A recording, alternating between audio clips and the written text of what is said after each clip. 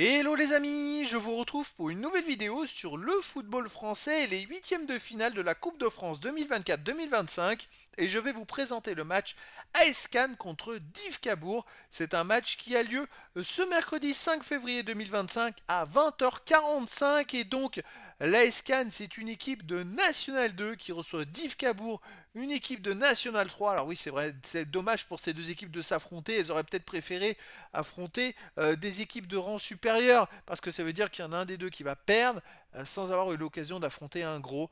Donc à voir. En tout cas dans cette vidéo, on va revenir sur le classement et les statistiques de ces deux équipes dans leurs championnats respectifs. On verra aussi les 10 derniers résultats, toutes compétitions confondues, les stades de Cannes et de Div Cabourg, ce qui nous permettra d'avoir une idée et une tendance à cette rencontre-là. Il y a donc une division d'écart en faveur de l'AS Cannes. En plus, Cannes joue à domicile, donc c'est quand même un gros avantage. Une division d'écart, ils jouent à domicile. Et en plus, ils sont deuxième, la Cannes, en National 2 dans leur poule. Ils ont 28 points en 17 matchs, plus 10 de différence de but.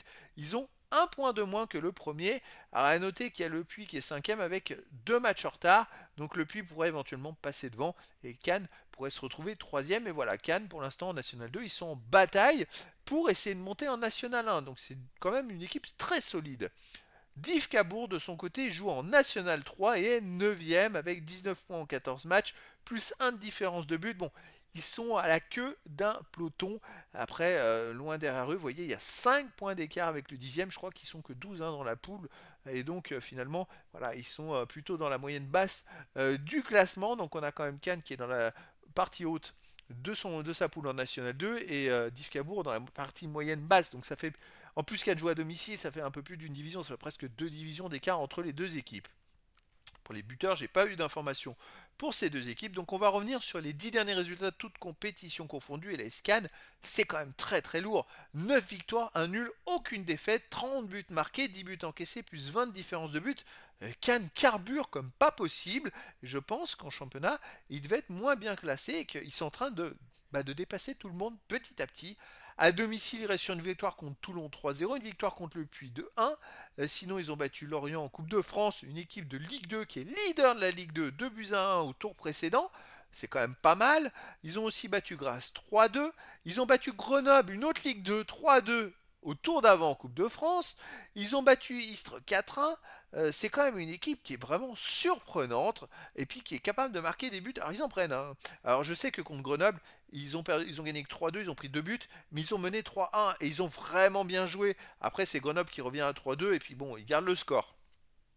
Mais voilà, c'est quand même à domicile une équipe très solide et qui reste quand même, les amis, sur, je regarde, 6 victoires d'affilée à domicile. Alors, il n'y a qu'un match où ils n'ont pas pris de but, c'est le dernier match contre Toulon gagné 3-0. Mais 6 victoires de suite à la maison.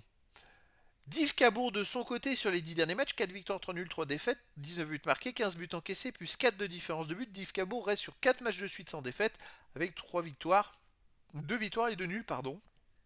Et c'est vrai qu'ils n'ont pas de chance. Alors ils ont battu le Puy, tiens, qui est derrière Cannes en classement au tour précédent. Ils ont gagné 1-0. Au tour d'avant, ils avaient battu Saint-Denis 2-0. Et sinon, ils ont gagné 6-1 contre l'Est Dragon. Ils ont gagné à Saint-Lô-Manche en faisant un partout. Ils ont gagné au tir au but. Ils doivent se dire, ils sont maudits d'aller jouer à Cannes. Une équipe de National 2, ils ont quand même pas de chance. Alors qu'ils n'ont pas eu l'occasion, vous voyez, en 16e et en 32e, d'affronter des équipes mieux que la National 2. Et c'est pour ça que je crois qu'ils étaient très très déçus d'Yves Cabourg au tirage. En plus, l'Escan, c'est une équipe qui marche très très fort à la maison. Et pour moi, l'Escan est favori bien sûr dans cette rencontre. Alors, Yves Cabourg à l'extérieur reste sur un 1 partout à Bretigny. Ils ont aussi perdu 3-0 à Chatou. Ils ont, je pense que les matchs à l'extérieur, perdu 3-2 à Linas Montlhéry. Et avant, ils avaient gagné un partout au tir au but à Saint-Lô-Manche. Voilà, c'est une équipe en plus à l'extérieur qui n'est pas forcément au top alors que la SCAN carbure. Donc moi je verrais bien une qualif de la SCAN 2-1 ou 3-1. Mais après dans le foot, tout est possible et donc les amis, je vous donne rendez-vous ce mercredi 5 février 2025 à 20h45 pour le match de football de 8e de finale de la Coupe de France 2024-2025.